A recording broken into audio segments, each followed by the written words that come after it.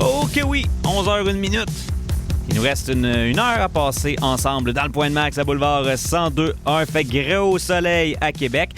Par contre, on n'est pas à Cancun pour autant. Là, c'est moins 16 qui est ressenti, moins 11 degrés au thermomètre. Mais ça va monter jusqu'à moins 4, généralement ensoleillé pour le reste de la journée. Samedi, c'est moins 5 degrés. Ça, c'est demain. Possibilité d'averse de neige à 60%.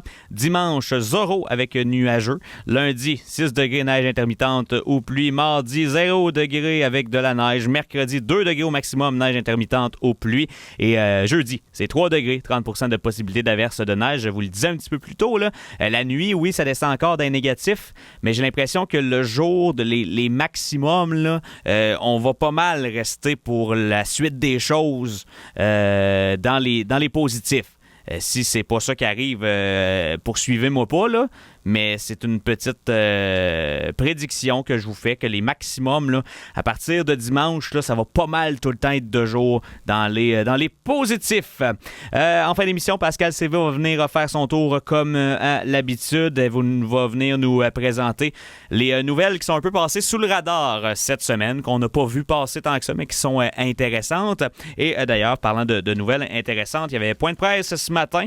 Le gouvernement du Québec qui lance une nouvelle réforme de la santé. On veut miser sur les CLSC comme nouveau grand point d'accès là, pour les Québécois. Fait que ça, on va en parler aux alentours de 11h30. Pour l'instant, Audrey Pinchot, salut! Salut! T'es-tu aussi en feu que moi?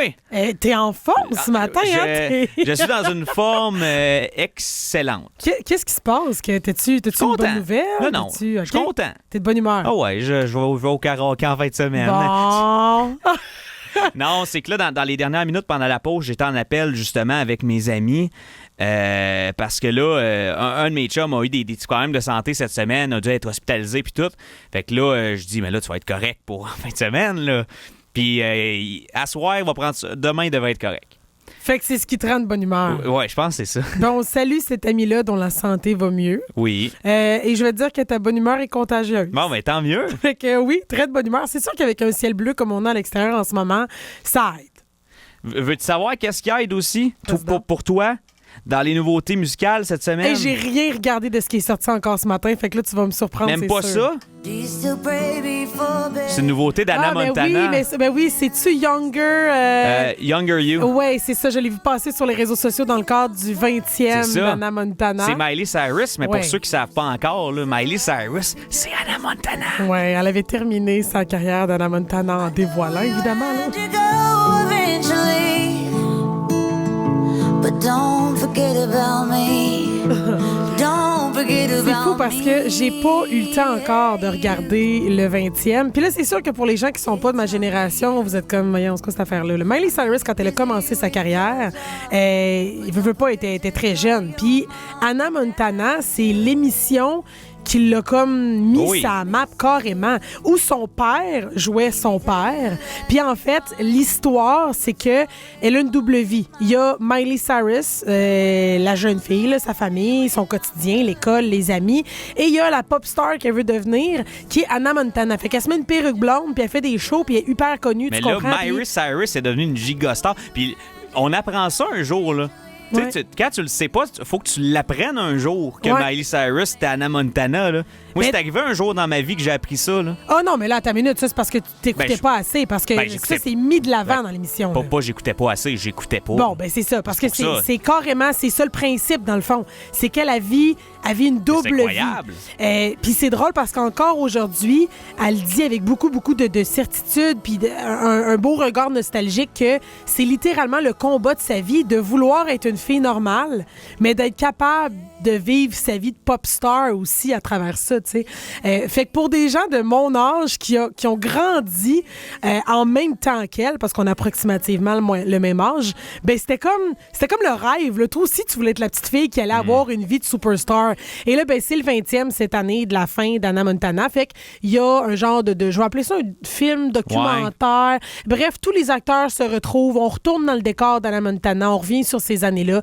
Et elle a sorti une chanson en lien avec tout ça. Fait que... Tant qu'il y a des nouveautés musicales, veux-tu que je te parle de ma nouvelle blonde? J'ai une nouvelle blonde. T'as encore? Ouais. OK, vas-y. Puis là, je l'avais déjà, mais là, sa toune d'aujourd'hui, elle vient puis elle met des vidéos qu'elle chante un peu sur ses réseaux sociaux. Elle s'appelle Stella Lefty. OK, puis pas. je l'ai découverte il y a quelques semaines à peine parce qu'elle a été annoncée sur la programmation d'Oshéaga. OK. Puis c'est une fille qui elle fait quoi, elle tire beaucoup sur le country. Je vais te faire entendre la nouveauté qui est sortie aujourd'hui qui s'appelle Boston. On a train back to Boston and we're jumping the gun and I'm telling you, baby, this the part I'd run, but I like it when you're Hey, non, mais moi, ça, c'est mon genre de grain de voix. Puis je la vois même pas en ce moment, là, puis je fonds, là, puis fait que sa voix est merveilleuse, mais elle est magnifique. Swearing I would never fall in love. Il y a un peu de Jessie Murph dans la voix, là. Oui, un peu. Je trouve qu'elle a un peu de Jessie Reyes dans la voix aussi. Ce que je trouve particulier, là, c'est que, tu sais, le country, on n'arrête pas de dire à quel point ça se ressemble tout. Tu peux pas savoir qui fait quoi. La musique est tellement rendue générique, mais je trouve que ça manque de voix comme ça. Puis ça, c'est plate parce que si t'es un artiste qui a envie de percer dans la vie, tu l'as ou tu l'as pas, là. Ça s'achète pas. Mais elle a vraiment une voix particulière. Stella Lefty. Back to Boston and we're jumping the gun and I'm telling you, baby, this the part where I'd run, but I like it when you're nice, like it when you're nice to me. Fait que t'auras rencontré ma nouvelle copine, Stella Lefty. Belle découverte, je vais ajouter ça à Spotify.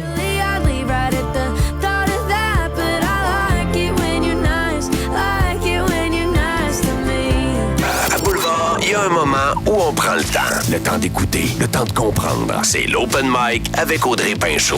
Un espace pour les vraies histoires, les vraies questions, les vraies émotions. Un rendez-vous incontournable de Boulevard 102.1. Disponible à tous les jours sur notre page YouTube.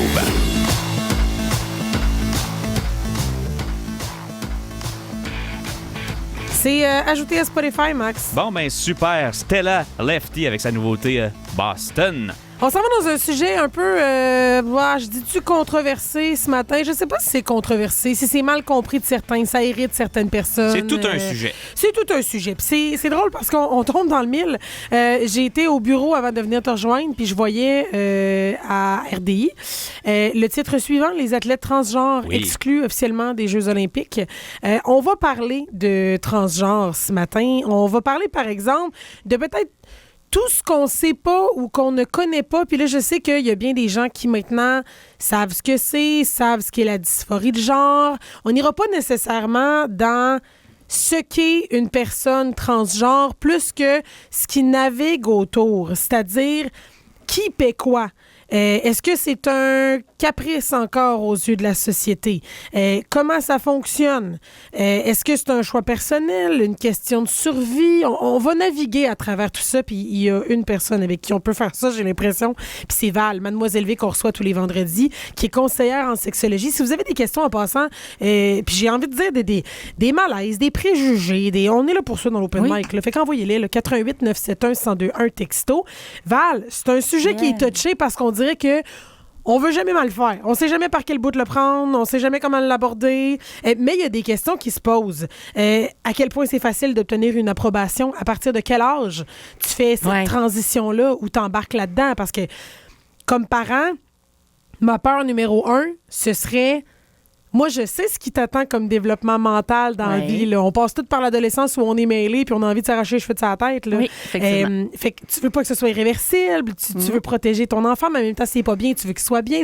Ça doit être épouvantable comme dilemme dans la tête d'un parent. Puis là, je parle de ça, mais ça doit être épouvantable dans la tête de quelqu'un qui se sent pas bien non plus puis qui veut faire ce changement-là. T'sais. Ben oui, absolument. Puis ils sont près de 1% de la population, hein, les gens qui vivent avec une dysphorie de genre, ce qui amène à vouloir ce genre de transformation-là, si on veut. Fait que moi, je me suis placée dans la peau de quelqu'un, puis là, je me suis dit, OK, demain, moi, je veux un pénis. Peu importe les raisons. Tu sais, elles peuvent être valides comme elles peuvent être invalides. Quoique ça va être difficile que la RAMQ paye si c'est invalide, là, on va en reparler. Mais si, mettons, je veux me faire poser un pénis demain, là, comment ça fonctionne, je veux me faire enlever les seins et tout ça. Je me suis penchée sur la question où il y a beaucoup, beaucoup de stock. Mais en général, en tant que spécialiste moi-même de la sexualité, j'ai été apaisée par ça. OK. Parce que, tu sais, je suis pas une experte du transgenre, là. Tu sais, je suis fait que je suis conseillère en sexologie, donc je m'y connais là-dedans, mais je veux dire, ce n'est pas ma spécialité en tant que spécialiste. Spécialité en tant que spécialiste. Que professionnel. Ouais, c'est ça, effectivement. En passant, il y a un diagnostic qui peut mener au changement de sexe. Oui. Je l'ai nommé. C'est la dysphorie de genre qui se retrouve carrément dans le DSM, ouais. le DMS, DSM, dépendant de la le langue. CM1 aussi, là. Oui, c'est ça. Exact. Fait que, tu sais, c'est bon, là, on a parlé un peu ensemble avant de rentrer en ondes à quel point on rentrait en profondeur là-dedans, mais c'est une détresse qui est causée par le fait que tu n'es pas bien dans ton corps puis que tu serais né dans le mauvais corps. Bien, moi, j'utilise le mot décalage. Honnêtement, il y a vraiment un décalage en comment tu te sens dedans puis comment tu es censé te comporter à l'extérieur. Là, corrige-moi, là. Yes. Ce que j'ai en tête, c'est qu'il n'y a pas d'études qui prouvent encore à ce jour avec certitude par quoi ça peut être causé, cette dysphorie de genre-là, mais il y a des pistes. Il y a des bonnes pistes. C'est sûr qu'on est encore prudent parce qu'il n'y a pas moyen de savoir exactement ce qui se passe là, au niveau de la dysphorie de genre, mais ce qu'on sait, c'est que pendant la grossesse, le cerveau et les organes sexuels vont se former à des moments très différents. Les hormones, elles vont guider comme ces étapes-là, puis parfois, il y a un moment donné dans le cerveau qui se développe à un sens qui n'est pas dans le même... Parfois, le cerveau se développe pas au même moment que le corps, si on veut. C'est comme un mécanisme hormonal qui est comme défaillant, si on veut, à un certain niveau. Mais donc, ça prouve, ça ne l'est pas prouvé encore, mais c'est une bonne certitude, comme quoi ça serait inné et pas un choix conscient. Et là, on ajoute à ça tous les facteurs extérieurs sociaux et psychologiques qui vont influencer là, l'environnement familial, les normes sociales, bon, l'intimidation puis le rejet que tu pourrais vivre à l'école, le manque de reconnaissance, tout ça vont faire en sorte que peut-être que tu vas t'enfoncer encore plus dans la dysphorie de genre. C'est touché. C'est touché parce qu'il y a des gens qui disent ben non, si t'élèves ton enfant vraiment comme un garçon, il voudra jamais devenir une fille. Puis l'inverse est aussi vrai. Mais ça voudrait dire que s'il y a une petite partie qui est innée à agir comme ça, peut-être que tu renforces le malaise de ton enfant finalement. Oui, puis il faut penser aussi que la majorité des jeunes qui lèvent la main, qui disent hey, allô, moi je pense pas être dans le bon corps, ils ont 6 et 7 ans, 8 ans, 9 ans. C'est jeune, là. C'est pas en général des jeunes qui vont aller surfer sur Internet puis apprendre c'est quoi la dysphorie de genre. Ce qu'on sait, c'est qu'ils ressentent un malaise profond. On ne sait pas trop pourquoi. On a des bonnes pistes, mais c'est surtout qu'on ne peut pas accorder ce besoin-là à l'enfant en disant ben oui, fine, du coup, on va te poser un pénis ou on va te transformer ça en vagin. Ça ne se fait pas au niveau des mineurs. Et ça, c'est important que vous le reteniez, hein, parce que j'ai plein de monde qui me disent ah oui, là, maintenant, tu peux transformer ton enfant en gars puis en fille. Non, il faut prendre ça relativement. Là, ici, au Québec, Canada, ce n'est pas possible. Aux États-Unis, c'est différent. En Europe, c'est différent. Mais j'avais vu des documentaires ici qui disaient que c'était quand même particulièrement rough de trouver un médecin qui allait faire le parcours avec toi. Puis je vais te la poser la question, à quel point c'est facile d'obtenir une approbation? C'est vraiment pas facile. Dans le fond, ce que ça vous prend en réalité, là, c'est d'abord une autorisation de plusieurs spécialistes. On parle de sexologues, psychiatres, psychologues, endocrinologues, des gens qui vont tous dans la même direction. Ensuite, ça vous prend évidemment 18 ans et plus. Et ça prend une souffrance psychologique et physique qui est documentée depuis un minimum de 12 mois. Puis là, on parle de la transition physique ici, là, parce que je sais que les bloqueurs d'hormones, me semble, c'est plus jeune, non? Bien, les bloqueurs d'hormones, ça peut arriver, mais il faut prouver aussi. Il faut passer par plein d'autres spécialistes. C'est le même processus. C'est la même chose pour l'hormonothérapie. Si vous voulez prendre de l'hormonothérapie et que ce soit payé par la RAMQ au Québec, parce que vous avez la possibilité de faire ça au privé, hein, si ça vous tente, là, vous avez le droit.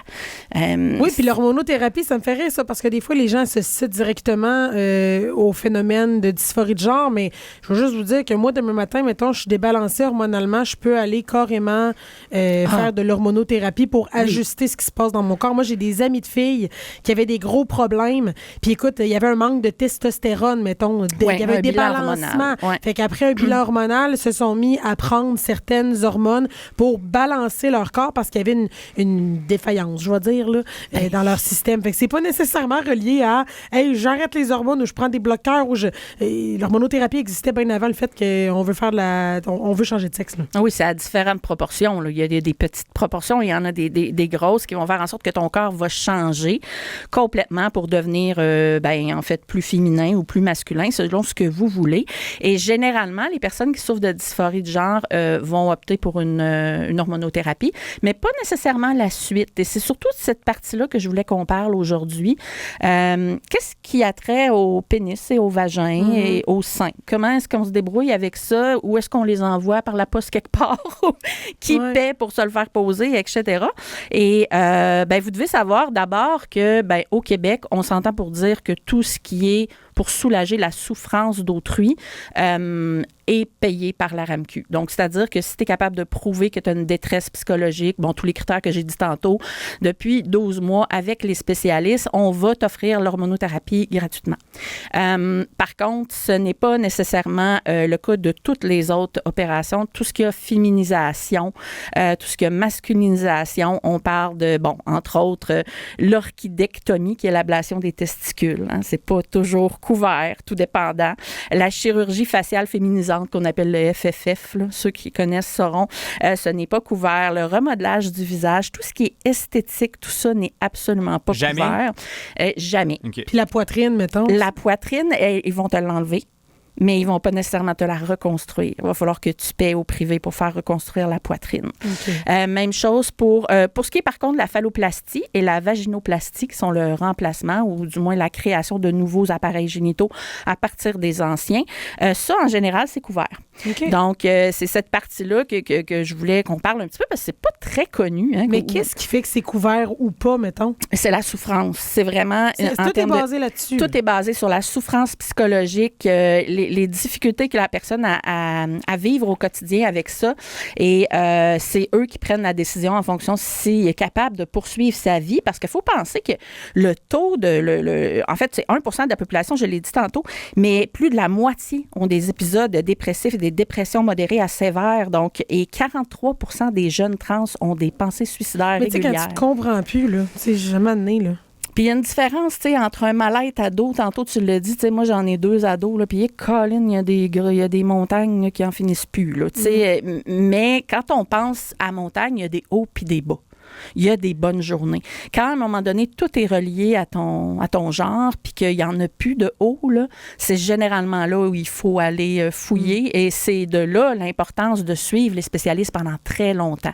Eux autres sont capables de voir, OK, si-tu passager, si-tu pas passager, parce qu'évidemment, on ne veut pas poser un pénis à quelqu'un qui va vouloir se l'enlever dans quelques mois. Non, puis là, je m'avance, mais encore là, moi, j'ai pas les connaissances que tu as, mais si je me trompe pas, il me semble qu'il y a beaucoup de gens qui vont entamer une transition. Oui. En coupant les hormones ou en prenant, peu importe, mais qui ne se rendront pas nécessairement au changement de sexe en soi tout de suite. Parce que ça, c'est un peu permanent, ces bords, là. Je veux dire, tu peux pas t'en revenir en arrière comme tu veux, là. Mais c'est que la vie sexuelle, après, elle est très, très, très limitée, on va se le dire. Ça dépend beaucoup, beaucoup, beaucoup, en fait, de la sensibilité du nerf dorsal du néopénis. Là, si on parle, mettons moi, je m'étais fait poser un pénis. Là. Un néopénis. Oui, c'est ça. C'est un nouveau pénis. C'est ça, effectivement. Dans le fond, c'est qu'il y a un nerf à l'intérieur du pénis qu'on va réutiliser pour le reconnecter durant la chirurgie pour en faire une partie sensibilisante, soit au niveau du clitoris ou au niveau, des fois, on va enfouir le clitoris à la base du pénis. Ce qui fait en sorte que c'est ça qui détermine s'il va y avoir une sensibilité ou pas. Puis là, tu sais, des fois, on se fait opérer. Là, on a une petite sensibilité qui va disparaître ou au contraire, on n'en a pas puis elle va finir par apparaître. Fait que c'est très, très difficile pour les personnes qui ont la chirurgie complète d'avoir une vie sexuelle normale par la suite. Et c'est ça qui est problématique. C'est là la raison pour laquelle les gens vont généralement arrêter à l'hormonothérapie parce que tu sais, si je vous lis un petit peu de quoi ça a l'air, je sais pas si ça vous tente. Mais oui, full, parce que j'avais reçu il y a 1 an et demi, 2 ans, une personne qui était passée de femme à homme. Oui. Et lui avait eu vraiment la transition complète, puis nous avait expliqué, là, justement, ce que ça impliquait. Puis un coup que c'était guéri, puis que c'était le fun, si, mettons, t'es chanceux, là, puis que les connexions se refont bien, puis que t'as une certaine sensibilité, je veux dire, mis à part le fait qu'il faut que tu te pompes, là, parce que c'est vraiment une petite pompe qu'ils mettent dans un des testicules. Il y en a un autre maintenant. Ah ouais, hein? Oui. C'est, avant de vous dire peut-être là, les vaginoplasties et la phalloplastie, là, sache que l'érection assistée est possible. Avant, c'était avec une petite pompe. Ben, celui-là encore, pour certains, une petite pompe dans la testicule. Puis ça peut dégonfler après ça. Là, fait voilà. que tu gères l'érection. Là. Mais c'est comme un vrai pénis. Oui. Sans blague. En tout cas, lui, il me disait que c'était franchement bien fait. Là. Oui, sinon, tu as les implants semi-rigides aujourd'hui qui existent. C'est-à-dire que ton pénis est toujours en format semi-érection. Donc, tu peux le placer un petit peu à gauche ou à droite ou par en bas on au a quotidien. tout notre bord. Exactement. C'est comme semi-croquant. Semi-croquant, c'est la seule expression. Je serais pas à l'aise d'être tout le temps semi-croquant. Je sais pas, hein? Peut-être avec un bon padding, tu sais. Mais ce que je veux dire, c'est qu'au moins, tu es toujours prêt. Et puis, c'est sûr que ça demande une capacité de lubrification du partenaire qui est assez importante. Fait que ça dépend de quel genre de relation sexuelle tu vas avoir, etc. Et avec quel genre aussi. Donc, voilà. Alors, la vaginoplastie, OK, je vais vous lire ça, là, parce que moi, quand je l'ai écrit, les mots font peur parfois. Hein? On va commencer par faire l'ablation des testicules. On va disséquer le pénis dont la peau sera retournée pour être greffée à l'intérieur de la cavité vaginale. Fait qu'on utilise vraiment la peau du pénis pour venir faire une cavité. On prélève directement sur le gland un morceau de peau qui a la forme d'un cône pour créer un clitoris. Fait qu'il va y avoir une sensibilité, mais peut-être pas au-delà des 8000 terminaisons nerveuses qu'on a nous autres. Là, donc, les tissus restants vont être préservés pour tapisser l'intérieur des petites lèvres puis des grandes lèvres. Et il faut penser que quand on fait ça, c'est des soins à vie. Alors, si on se fait créer, par exemple, une cavité vaginale, il faut le dilater tous les jours. Il faut le dilater tous les jours. Ça prend des dilatateurs qu'on appelle, avec lesquels on travaille en vaginisme, entre autres, en sexologie, pour permettre aux muscles de prendre de l'expansion et ne pas revenir à son état atrophié. Exactement. Puis c'est la même chose pour la vaginoplastie. Là. Une femme peut avoir des difficultés à avoir une relation sexuelle de par l'incapacité de son muscle à se détendre. Au niveau de la phalloplastie, qui est le contraire, là, c'est-à-dire que là, à ce moment-là, on veut un pénis. Fait que la création complète des organes génitaux externes qui correspond à un phallus de taille proportionnelle à votre morphologie, un gland puis un scrotum. Fait que c'est tout le kit. Là. C'est pas juste, mettons, le pare-brise. Moi, j'avais trouvé ça fascinant parce qu'ils prennent de la peau ailleurs sur le corps. Oui. Sur l'avant-bras, sur les fesses. Fait que ça va donner des sensations textiles puis érogènes avec possibilité de plaisir et d'orgasme. J'ai mis un petit bémol sur l'orgasme. Là. Des fois, il va prendre une autre forme. Il ne peut pas y avoir d'éjaculation. Là, exactement. Et les limitations de pénétration sont parfois là, on va se le dire. Il y a une construction de l'urètre qui permet d'uriner debout. Ça, c'est nice. Ça. Fait que pour ceux pour qui ça veut dire, c'est niaiseux, là, mais uriner debout, c'est masculin. Hein? Pour certains, ça peut avoir une importance primordiale. Possibilité de rapport sexuel avec pénétration suite à la mise en place d'un anneau peigné, dont on a parlé tantôt, qu'il soit gonflable ou semi-rigide. Création du scrotum avec la peau des grandes lèvres. Fait que nous, nos grandes lèvres, elles deviennent des testicules. C'est fou, hein? Je pense, puis je les sens, puis je suis comme, oh! Il me semble que ça ne fait pas. Ça me semble qu'il y a de quoi qui marche pas. Mais c'est fascinant pareil qu'on soit rendu là. Non, mais pour vrai. Ouais, je faisais juste une voix de Charles Tissot. Bienvenue à J. Oui, c'est ça. Possible. Je veux savoir si c'est possible de revenir en arrière, puis à quel point quand on parle de chirurgie. Parce que je pense qu'avec un certain point, tu peux arrêter les hormones, j'imagine. Oui, ça, c'est réversible. Si tu passes d'une femme à un homme, puis que tu veux redevenir une femme, tu vas garder des traits masculins. Là. Oui, effectivement. Il faut être honnête. Là. Oui. Puis quand tu deviens quand tu es un homme et que tu deviens une femme jeune, que tu prends des bloqueurs d'hormones, ce qu'on va voir des fois aux États-Unis, entre autres. Ou, en Europe aussi, oui. Parce que ça fait en sorte que tu as des traits féminins beaucoup plus développés parce que tu n'as pas eu ta puberté. Mais c'est comme dur si tu veux devenir un homme tout d'un coup d'avoir l'air de l'homme que tu t'imaginais aussi. T'sais, ça vient avec des conséquences, mais de rien. Là. Fait que dans le fond, pour ce qui est des inquiétudes du peuple, il y en a encore autour de nous. Ça, c'est important. Puis je voulais qu'on s'adresse à ça aujourd'hui parce que je voulais qu'on fasse le topo. Justement, combien ça nous coûte ici au Québec? Puis est-ce qu'on devrait continuer d'aller vers ce type de chirurgie-là pour justement que la société soit plus heureuse? Puis je suis tombée sur un petit extrait que je voudrais vous faire écouter. En fait, pour ceux qui connaissent Anne Dorval, qui est une comédienne connue ici au Québec, sa fille est devenue son fils. Okay. Et puis, ça m'a beaucoup touchée. Fait que j'ai décidé de vous mettre ce petit extrait-là pour qu'on puisse parler peut-être rapidement, très rapidement après des impacts dans la société. Il faut arriver à faire comprendre aux gens qui ne comprennent pas que des gens heureux, ça rend juste le monde meilleur. C'est l'identité de quelqu'un dont il s'agit, et ça ne nous concerne pas personnellement. Moi, j'en parle en connaissance de cause parce que j'ai un enfant qui a été malheureux toute son enfance, parce que peut-être qu'inconsciemment, j'avais tellement peur que mon enfant soit trop malheureux que je me suis mis des œillères. Je le laissais aller, puis à un moment donné, il m'a dit « Je veux plus de sein, je suis plus capable, ça m'étouffe. » Et il s'est fait opérer le jour de ma fête. Puis là, j'étais sans connaissance toute la journée. Je fais, ça va faire mal, pauvre petit, mon Dieu. J'espère qu'il n'y aura pas de complications, puis d'affaires. Puis finalement, ça a super bien été. Et après ça, j'ai vu son visage se transformer. J'ai vu son attitude, la façon dont il se tient. Il était droit. Avant, c'était courbé. Et là, fier, heureux, j'ai découvert quelqu'un qui est né.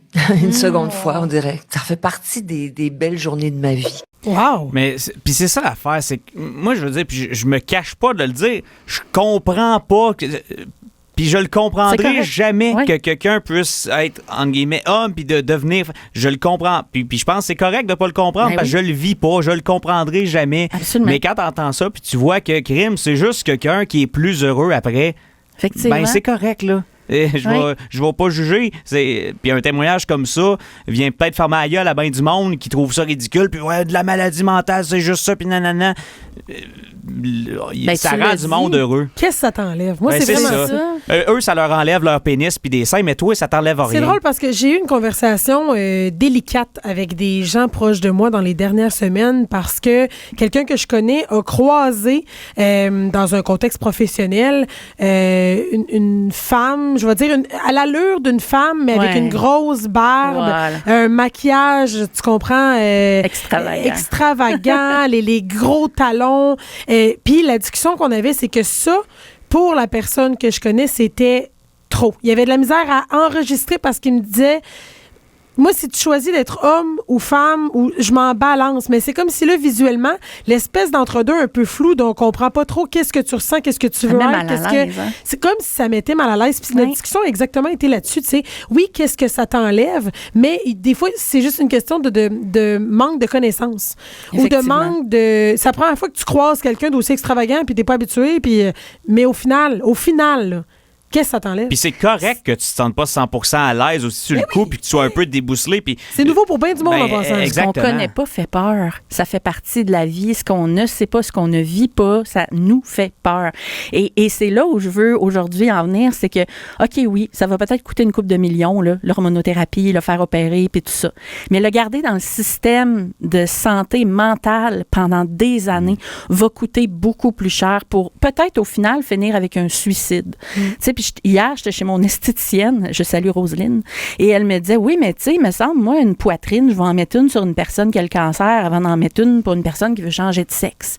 Puis je me dis, oui, c'est vrai, mais les deux, à la limite, sont en risque de décéder. Tu sais, une personne qui a le cancer peut décéder, mais une personne aussi qui a dysmorphie de genre, une détresse, peut décéder de ça. Fait qu'il faut penser à notre monde, puis essayer de les couver comme on peut, puis de leur donner ce dont ils ont besoin pour être des citoyens heureux. Fait que des fois, il faut arrêter de regarder un petit peu notre nombril, là, puis étudier les chiffres, étudiez-les, vous allez vous rendre compte qu'au final, des fois, peut-être que ça vaut la peine d'ouvrir la porte à quelque chose de nouveau pour que tout le monde soit heureux. Je pense qu'on a bien réussi à traiter, Mademoiselle V, ce sujet délicat. Et j'ai toujours mon vagin, pour ceux qui sont... Oui, pour ceux qui se posent des questions. Elle n'est pas allée jusqu'au bout. Elle nous aime beaucoup puis elle veut offrir du contenu de qualité, mais pas aller au bout à ce point-là. Max a offert de me faire la transition durant le... Puis on a refusé. Non, on s'est dit une limite à tout. Trop long. Val, sans blague, un gros merci. C'est des sujets qui sont pas toujours faciles à aborder. Puis on dirait qu'il y a des fois, tu te dis, on a-tu assez parlé? On a-tu pas assez parlé? Comment on en parle autrement? Puis t'as le don. Mademoiselleve.com, si vous voulez consulter Val, qui est conseillère en sexologie pour tout problème. Puis on se reparle la semaine prochaine. Yes.